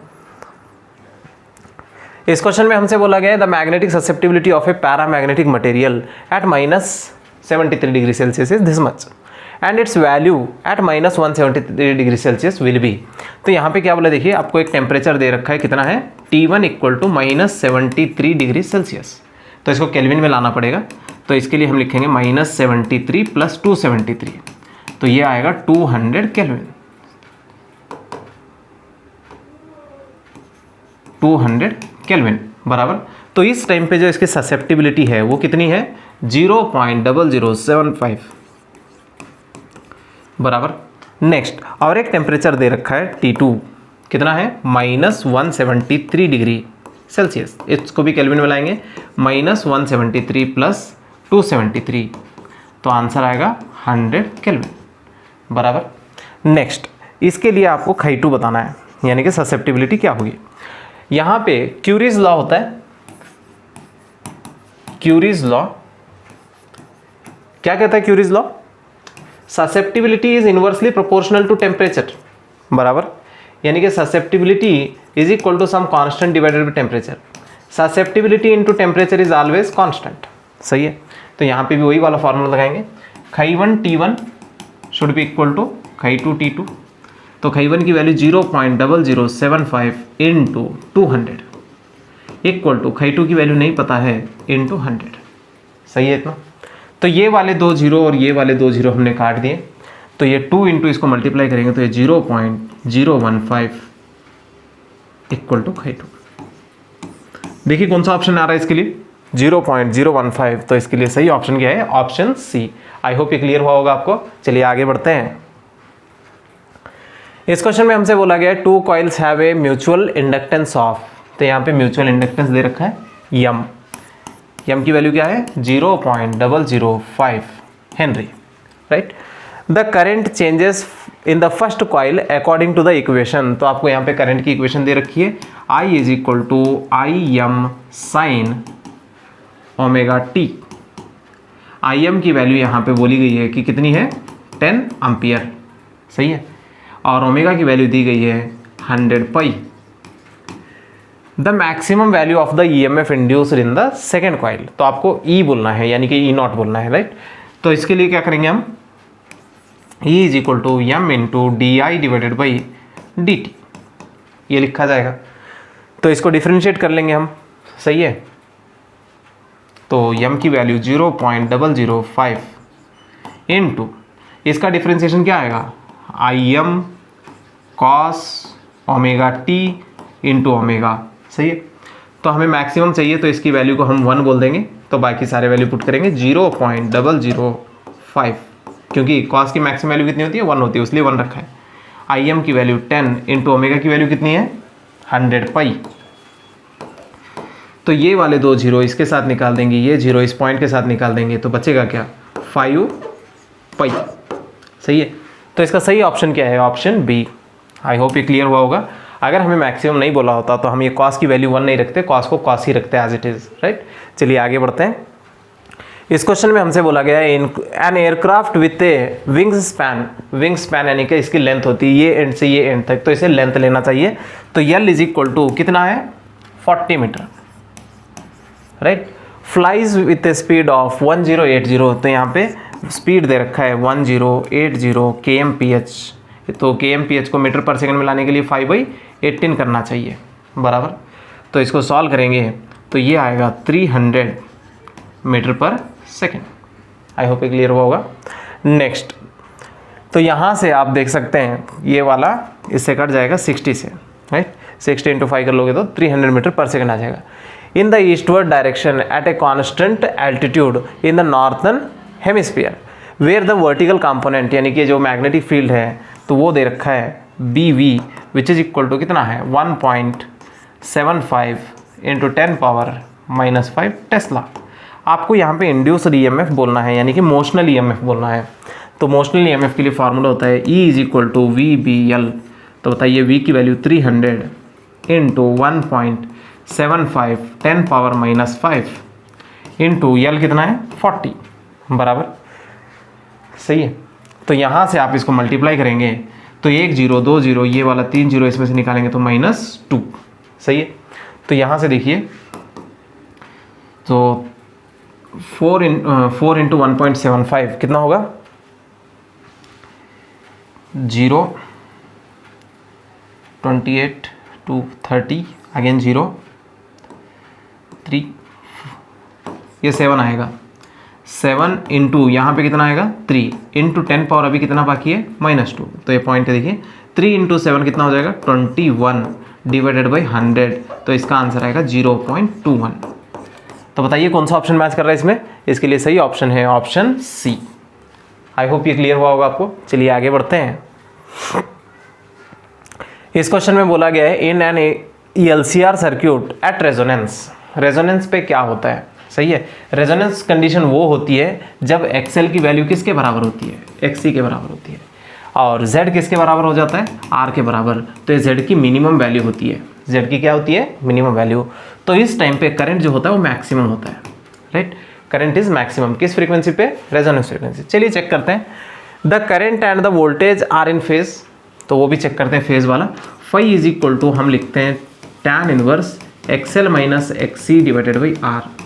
तो ये एक्सएल एक्ससी दोनों बराबर है, तो ये टोटल आंसर क्या हो जाएगा? 0। तो फाई की वैल्यू क्या है? 0। तो यानी कि फेज डिफरेंस कितना होता है? 0। तो ये दोनों सेम फेज में होते हैं। तो इसका सही ऑप्शन क्या है? The current and voltage are in phase. I hope ये क्लियर हुआ होगा। चलिए आगे बढ़ते हैं। इस क्वेश्चन में हमसे बोला गया a transformer is used to light up 100 watt 110 volt. तो ये आउटपुट है। क्या है ये? Output. P out is equal to 100 watt बराबर। नेक्स्ट 220 वोल्ट मेन्स, तो ये इनपुट वोल्टेज है। If the current is 0.5 ampere, तो आप यहाँ से P इनपुट भी बोल सकते हैं, VI into II, input voltage into input current. तो input voltage is 220 into 0.5, so it is 110 watt, right? उसके बाद आपको पूछा गया कि द एफिशिएंसी। एफिशिएंसी क्या होती है? Output power divided by input power. Efficiency is equal to P out divided by P in. सही है, तो P आउट कितना है? 100 डिवाइडेड बाय 110। तो इन दोनों को डिवाइड कर देंगे तो ये आएगा 99%।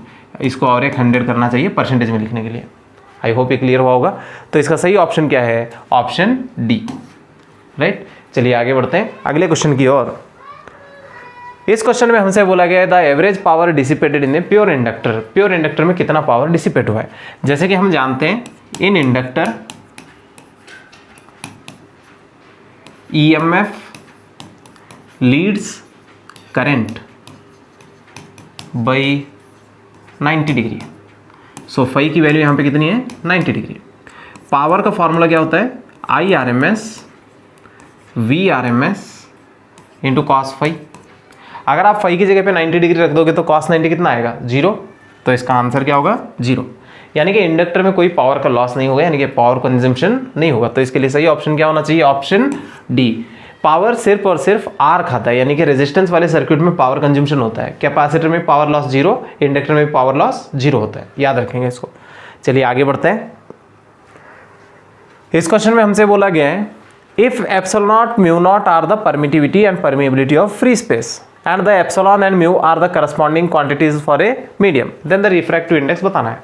तो अब देखिए मैक्सवेल का फॉर्मूला क्या कहता है? C is equal to 1 divided by root epsilon naught into mu naught. सही है। वहीं अगर अपने मीडियम के लिए लिखेंगे तो V इज इक्वल टू क्या आएगा? Root epsilon into mu. तो जो रिफ्रैक्टिव इंडेक्स होता है n, उसके लिए फॉर्मूला क्या होता है? C divided by V। सही है। तो यहाँ से आप देखेंगे root epsilon naught into mu naught into root epsilon into mu बराबर डिवाइड करेंगे इनको। तो इसको कंबाइन भी अगर आप लिखोगे तो या फिर कोई ऑप्शन देख लीजिए कोई है क्या। तो इसके लिए सही ऑप्शन क्या है? Option B. आई होप ये क्लियर हुआ होगा। तो इसी को और एक तरीके से क्या लिख सकते हैं हम? Root epsilon R into mu R, ऐसे भी लिख सकते हैं, लेकिन यहाँ पे कोई नहीं दिया है। तो इसके लिए सही ऑप्शन क्या है? Option B. आई होप ये क्लियर हुआ होगा आपको। चलिए आगे बढ़ते हैं।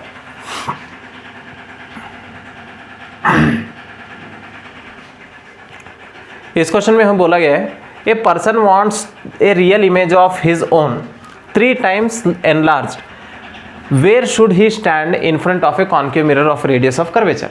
तो यहाँ पे आर दे रखा है -30 सेंटीमीटर, कॉन्केव मिरर है इसलिए माइनस लगा रहे हैं। F is equal to formula क्या बनेगा?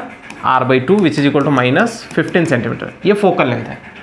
आपको मैग्निफिकेशन बोला गया है 3, रियल इमेज है इसलिए मैंने मैग्निफिकेशन में माइनस लगाया। तो मैग्निफिकेशन के लिए फॉर्मूला होगा -V divided by U which is equal to -3। ये और ये काट देंगे तो V की वैल्यू क्या होगी? 3U। राइट। तो आपको u की वैल्यू ढूंढनी है, तो यहाँ से आप देखेंगे 1/f is equal to 1/v plus 1/u बराबर। तो यहाँ से -1/15 is equal to 1/3u plus 1/u। तो यहाँ पे अगर आप 3 से मल्टीप्लाई कर लेंगे और 3 से डिवाइड करेंगे तो -1/15 is equal to 4 divided by 3u। सही है, ये वाला 3 और ये वाला 15 काट देंगे तो 4, तो ये 4 क्रॉस मल्टीप्लाई करेंगे तो ये होगा u is equal to, sorry ये 5 आना चाहिए, 15 कट जाएगा तो ये कितना देगा 5 इंटू 4 कितना होगा 20 -20 सेंटीमीटर। तो इसमें बताइए कौन सा ऑप्शन मैच कर रहा है इसके लिए? सही ऑप्शन है ऑप्शन डी। आई होप ये क्लियर हुआ होगा आपको। चलिए आगे बढ़ते हैं। इस क्वेश्चन में हमसे बोला गया है calculate the focal length of A reading glass of a person if his distance of distinct vision is 75 centimetre. तो यहाँ पे इस आदमी को हाइपरमेट्रोपिया है, जिसमें इस आदमी को कोई भी डिस्टेंस अगर 75 सेंटीमीटर के अंदर कोई ऑब्जेक्ट होता है तो वो क्लियरली नहीं दिखाई देता है। तो इसको क्लियरली देखना है तो इसको कहाँ रखना पड़ेगा 75 सेंटीमीटर पे। सही है, तो हमें जो नॉर्मल आंखों के लिए होता है वो कितना होता है 25 सेंटीमीटर, राइट। जो भी ऑब्जेक्ट मैं 25 पे रखूंगा तो इस आदमी को कहाँ पे दिखाना पड़ेगा 75, यानी कि मेरा ऑब्जेक्ट कहाँ पे 25 पे, तो इसकी इमेज कहाँ बन रही है 75 पे। तो यहाँ पे u इज इक्वल टू आपको लेना पड़ेगा -25 सेंटीमीटर, v इक्वल टू कितना लेंगे हम -75 सेंटीमीटर। तो आपको फोकल लेंथ बोलनी है। तो यहाँ से 1/f is equal to 1/v minus 1/u 1/-75 minus 1/-25, right. ये माइनस काट देंगे तो यहाँ पे बनेगा -1/75, ये वाला प्लस 3/75, ऐसे लिख सकते हैं 25 को 3 से मल्टीप्लाई डिवाइड किया। तो यहाँ से 75 एलसीएम ले लेंगे तो ये होगा -1 + 3, तो ये वाला 2। So then f is equal to क्या आएगा 75 डिवाइडेड बाई 2, तो ये कट जाएगा तो आएगा आंसर 37.5। तो देखिए कौन सा ऑप्शन मैच कर रहा है इसके लिए? इसके लिए सही ऑप्शन है ऑप्शन बी। आई होप ये क्लियर हुआ होगा आपको। चलिए आगे बढ़ते हैं।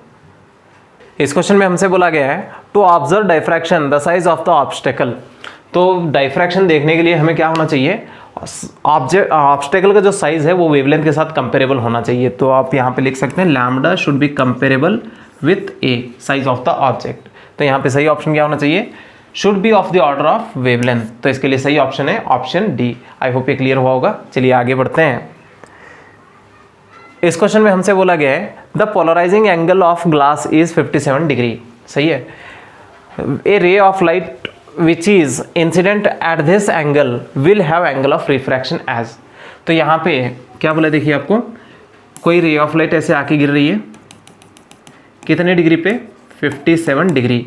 ये पोलराइजिंग एंगल है, तो इसके लिए क्या होगा, जो रिफ्लेक्टेड लाइट है और जो रिफ्रैक्टेड लाइट है ये दोनों के बीच का एंगल 90 डिग्री होगा। कितना डिग्री होगा 90 डिग्री। एंगल ऑफ इंसिडेंस अगर 57 है तो एंगल ऑफ रिफ्लेक्शन भी 57 डिग्री होगा। तो आपको ये वाला एंगल बोलना है। तो ये देखिए जो नॉर्मल है इसके आसपास के सारे एंगल अगर जोड़ दोगे तो आपको आंसर आना चाहिए 180। तो यहाँ से आप लिख सकते हैं 57 + 90 + r should be equal to 180। तो ये सभी उस साइड माइनस कर देंगे तो r इज इक्वल टू 90 - 57 आएगा, क्योंकि 180 में से 90 माइनस कर देंगे तो 90 बचेगा। तो ये वाला कितना होगा 33 डिग्री। तो बताइए इसके लिए सही ऑप्शन क्या मैच कर रहा है, ऑप्शन बी। आई होप ये क्लियर हुआ होगा। पोलराइजिंग एंगल क्या होता है, जिस एंगल पे जब लाइट आके इंसिडेंट करती है तो रिफ्लेक्टेड लाइट और रिफ्रैक्टेड लाइट बिल्कुल परपेंडिकुलर हो जाते हैं। तो इस एंगल को हम क्या बोलते हैं, पोलराइजिंग एंगल, राइट। तो चलिए आगे बढ़ते हैं अगले क्वेश्चन पे। इस क्वेश्चन में हमसे बोला गया light of 2 different frequencies whose photons have energies 1 electron volt 2.5 electron volt respectively. ये दोनों को एक ही मेटल सरफेस पे गिराया गया है जिसका वर्क फंक्शन 0.5 इलेक्ट्रॉन वोल्ट है और ratio of maximum speeds of the emitted electrons will be. तो यहाँ पे क्या बोला है, इसका फाई दिया है 0.5 इलेक्ट्रॉन वोल्ट।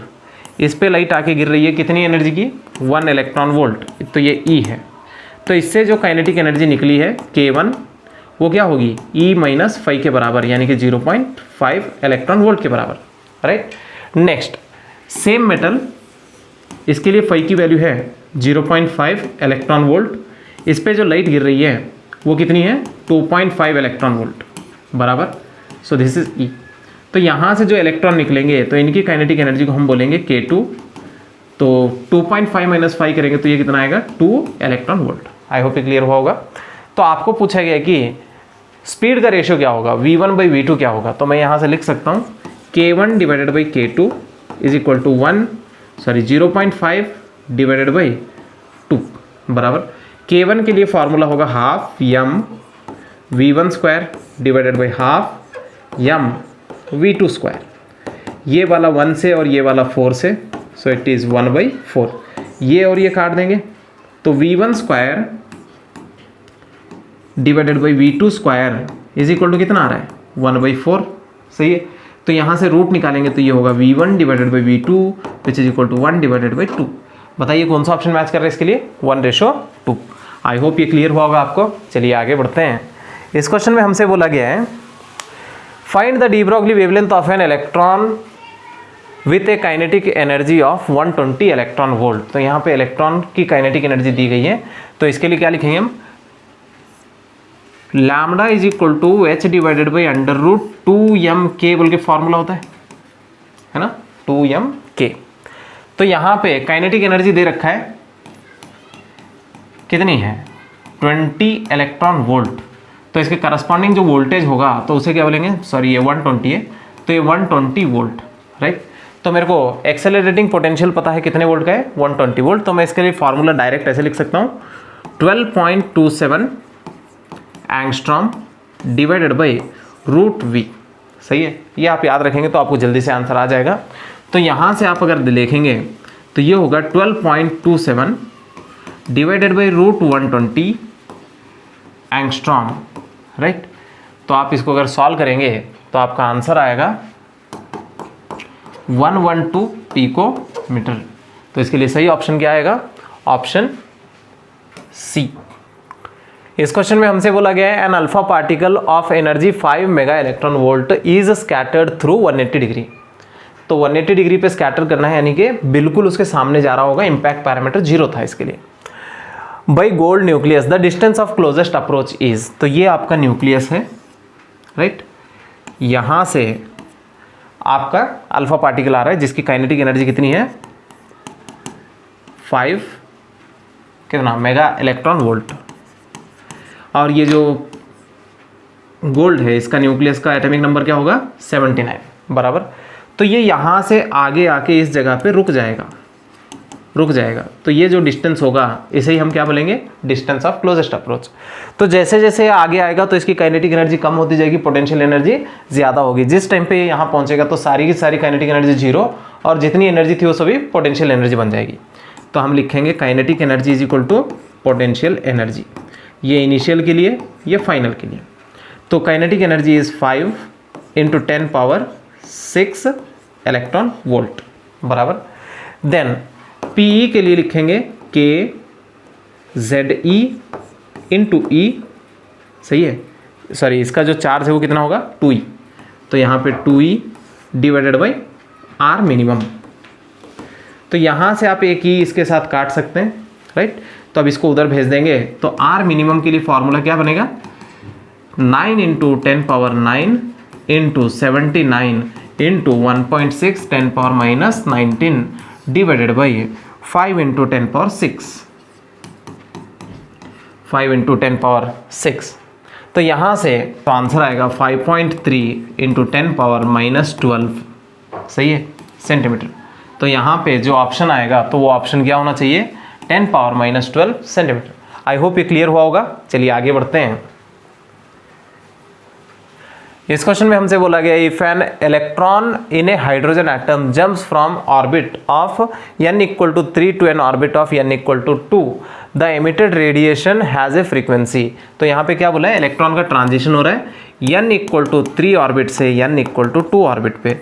तो जब ये लाइट छोड़ेगा तो इसका फ्रीक्वेंसी क्या होगा, सही है।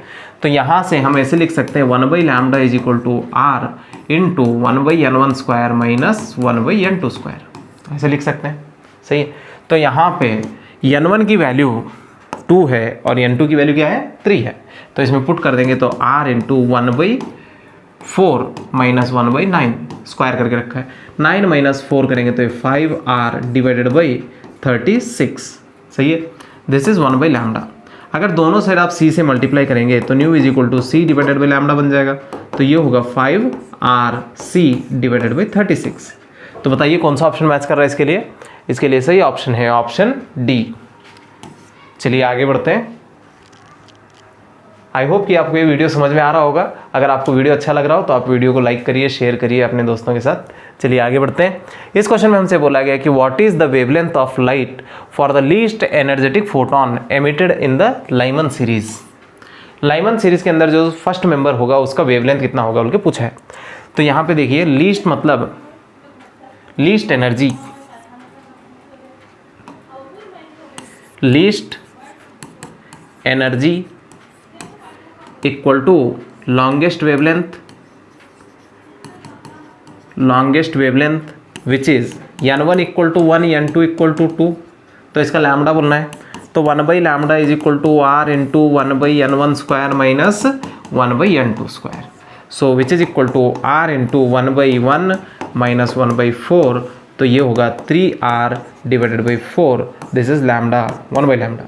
तो यहाँ से लैम्डा की वैल्यू क्या आएगी? 4 divided by 3 into 1.097 into 10⁻7। Solve करोगे तो आंसर आएगा 122 नैनोमीटर।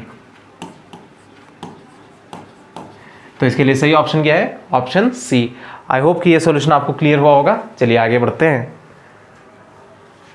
इस क्वेश्चन में हमसे बोला गया nucleus at rest splits into 2 nuclear parts having the radii in the ratio 1:2, their velocities are in the ratio. तो यहाँ पे कोई बड़ा न्यूक्लियस है तो ये वाला फूट जाता है 2 न्यूक्लियस में। इसका रेडियस r1 और इसका रेडियस r2। r1 r2 सही है, इनका रेशियो कितना है? 1:2 के बराबर है। तो हमें इसकी वेलोसिटी v1 और इसकी वेलोसिटी v2, v1 v2 का रेशियो बताना है, राइट। तो कैसे बताएंगे? देखिए मोमेंटम कंजर्वेशन, पहले न्यूक्लियस रेस्ट में था तो फाइनल न्यूक्लियस भी रेस्ट में होना चाहिए। उसके लिए m1 v1 की वैल्यू किसके बराबर होगी? m2 v2, सही है। m1 divided by m2 is equal to v1 divided by v2। m1 के लिए आप ऐसे लिख सकते हैं rho into v1 divided by rho into v2। ये वाला v1 v2 वॉल्यूम है तो ये वाला इसके साथ काट देंगे तो ये वाला v1 v2 ये स्पीड है, राइट। तो वॉल्यूम के लिए आप लिख सकते हैं 4/3 pi r1 cube divided by 4/3 pi r2 cube, सही है। 4/3 पाई 4/3 पे काट देंगे which is equal to v1 divided by v2। Sorry ये v1 नहीं, ये v2 बाई v1 होगा।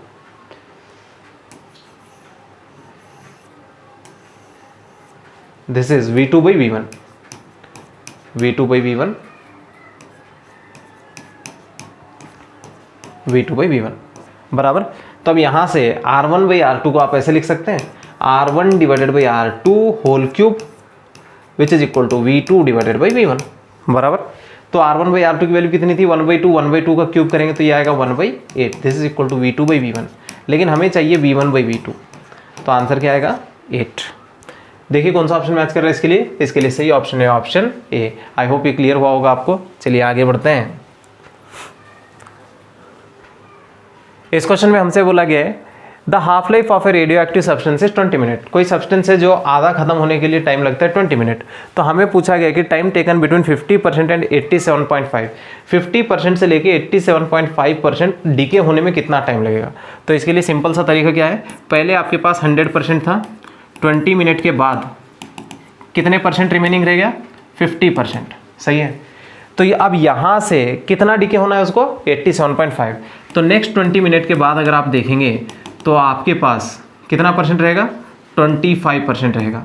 नेक्स्ट और 20 मिनट के बाद आप देखेंगे तो आपके पास बचेगा 12.5%।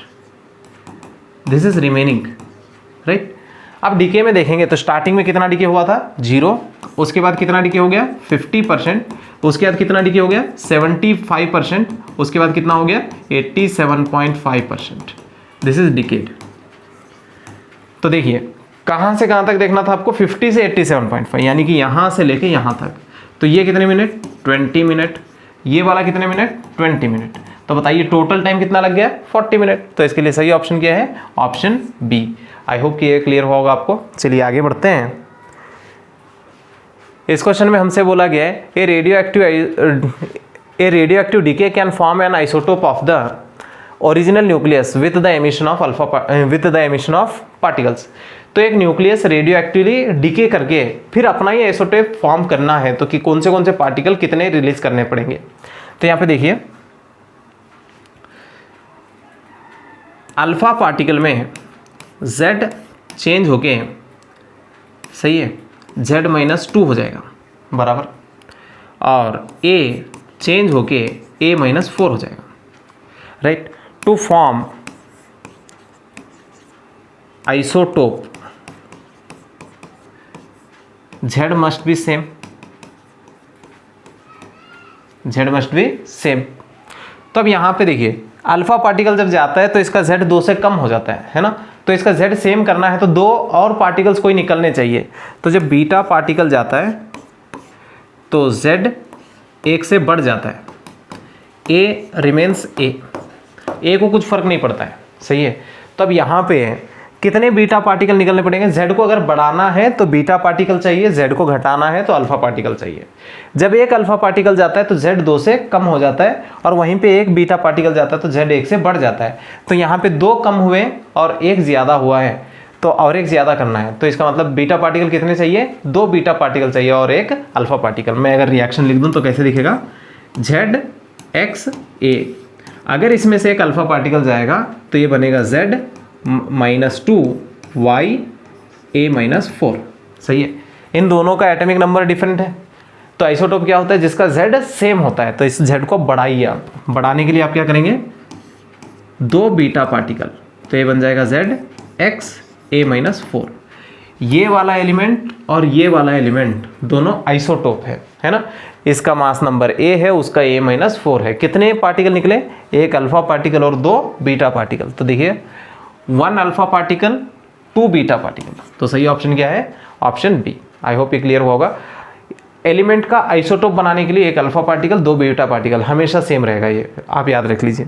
चलिए आगे बढ़ते हैं। इस क्वेश्चन में हमसे कहा गया है the circuit has 2 oppositely connected diodes in parallel, what is the current flowing in the circuit. तो ये सर्क्यूट डायग्राम दे रखा है, आपको करंट बताना है। तो यहाँ पे देखिए ये वाला पॉजिटिव टर्मिनल, तो ये पॉजिटिव, ये नेगेटिव, तो ये नेगेटिव। ये जो है ये रिवर्स बायस है, तो इसमें कोई करंट पास नहीं होगा, तो इस सर्क्यूट को आप भूल जाइए, राइट। ये फॉरवर्ड है क्योंकि ये पॉजिटिव ये नेगेटिव, राइट। तो इसका रेजिस्टेंस 0 है। तो यहाँ पे देखिए टोटल रेजिस्टेंस कितना हुआ, 4 + 3 7, राइट। तो I = क्या लिखेंगे, V/R 12/7। तो आंसर आएगा 1.71 एम्पियर। आई होप कि क्लियर हुआ होगा ये वाला ऑप्शन। तो आपको जस्ट इसके अंदर देखना है फॉरवर्ड है कि रिवर्स है। अगर फॉरवर्ड होगा तो करंट फ्लो करेगा, रिवर्स होगा तो उस रास्ते को भूल जाओ आप, राइट। चलिए आगे बढ़ते हैं। इस क्वेश्चन में हमसे कहा गया है the given truth table is for input output. तो ये किसका इनपुट आउटपुट है बोल के पूछ रहा है। यहाँ देखिए 0 और 0 क्या आ रहा है, 1 आ रहा है। 0 और 1 1 आ रहा है। 1 और 0 1 आ रहा है। जब 1 1 है तो 0 आ रहा है। तो ये वाला एंड गेट का रिवर्स है। किसका गेट का रिवर्स है, एंड गेट का। देखिए कैसे, एंड गेट का रिवर्स, एंड क्या करता है, इनटू करता है। 0 × 0 0, तो उसका रिवर्स करेंगे तो क्या आएगा 1। 0 × 1 क्या आएगा 0, उसका रिवर्स करेंगे तो क्या आ रहा है 1। 1 × 0 0 आना चाहिए, उसका रिवर्स क्या आएगा 1। 1 × 1 क्या आता है 1 आता है, तो उसका रिवर्स क्या आएगा 0। तो ये नैंड गेट है, एंड गेट का रिवर्स यानी कि नैंड गेट। तो इसके लिए सही ऑप्शन क्या है, ऑप्शन सी। आई होप कि ये क्लियर होगा आपको। तो चलिए आगे बढ़ते हैं। वीडियो के लास्ट तक बने रहने के लिए आप सभी का धन्यवाद, राइट। अगर इस वीडियो से रिलेटेड आपको कुछ डाउट्स है तो मैंने इसके अंदर से कुछ क्वेश्चंस को स्किप किए हुए हैं जो कि डिलीटेड सिलेबस से थे, जिनका अभी आने वाले एग्जाम्स में कोई रोल नहीं होगा, तो इसीलिए उन क्वेश्चंस को मैंने एलिमिनेट किया है। तो कुछ 3 या 4 क्वेश्चंस को हमने स्किप किया है, राइट। अगर इस वीडियो में किसी क्वेश्चन से रिगार्डिंग आपको डाउट रहता है तो आप मुझको वीडियो के नीचे कमेंट करके पूछ सकते हैं, और अपना वैल्यूएबल फीडबैक इस वीडियो के नीचे आप मेंशन करिए कि वीडियो आपको कैसा लग रहा है कि और इसको कहाँ पे इम्प्रूवमेंट करने चाहिए, राइट। Thank you.